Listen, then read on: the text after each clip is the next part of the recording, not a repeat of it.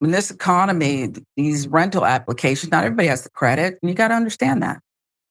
May need a co-signer. This is a story about a Black man gets rental application response after posing as white. Now, why would he do that? We'll watch this first. Hi, my name is Jonathan Moss, and this is Brian. Brian is going to be used for this experiment. I am trying to rent this house in Scottsdale, Arizona. I sent an application 3 months ago by email and by letter. I didn't get no message back. And the profile picture that I had on that email was my profile picture. So I'm going to try Brian's profile picture. Why? He had said, show me where I can get hired, and you can't. Show me where I can live, but you can't. Okay, being that these individuals did not message me back, and I have sent multiple emails, let's see how long it will take for them to reply to an email from Brian. Right now, it is 11:05. Hello, it is 12 o'clock. They replied damn near immediately. Now they're asking for an ID and bank statements because they can move me in immediately. The place is still vacant. Somebody can move in, which is me. However, my other application didn't, bro. Maybe it was a glitch in the system. Maybe the email bounced back. I don't know. Jump to race. So let's find out more. Online personality, Jonathan Moss typically cracks jokes, but this time he used his social media platform to expose rental discrimination. Scottsdale, Arizona. It's illegal. One Arizona landlord, who Moss did not name, turned away his rental application allegedly based on the color of his skin. National Bureau of Economic Research found rampant racial discrimination in U.S. rental markets, according to a 2021 study cited by Vox. I don't know that we even need to spend money on that Bureau of Economic Research study.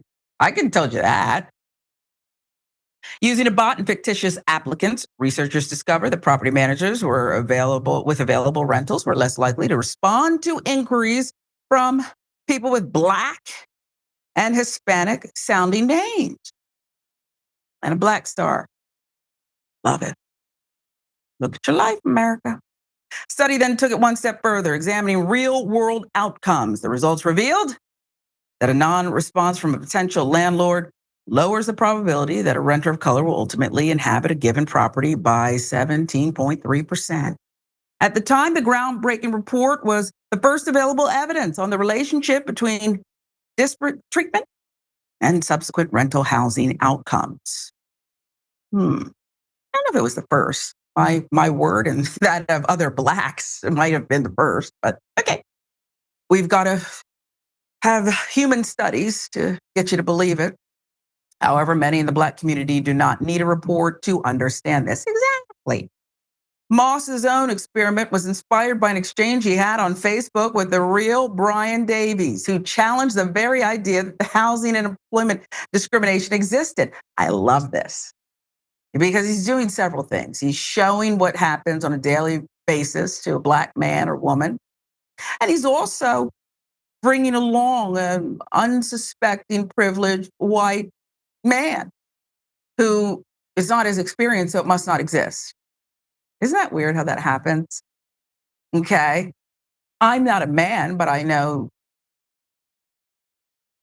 most stand at the toilet or the urinal.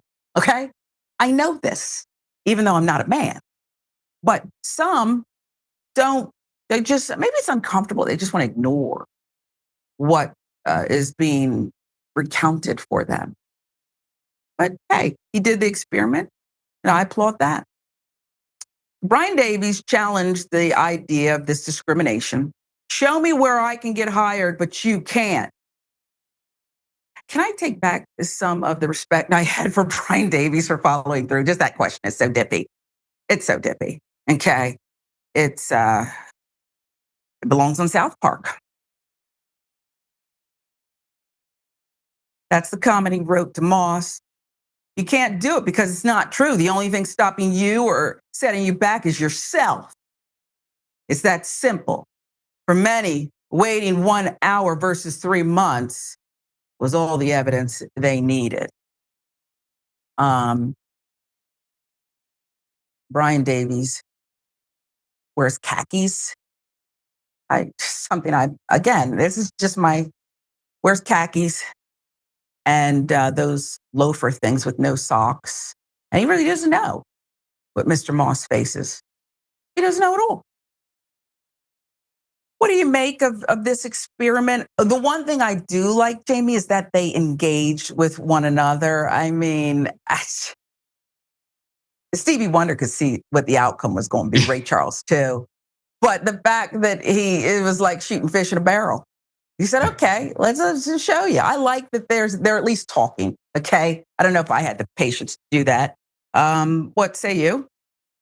I was thinking about an experiment that I could do. I'm on the third floor of my apartment complex. I can lift this window up and throw a pencil out, and I suspect it will hit the ground. Or run the faucet. I suspect my hand will get wet.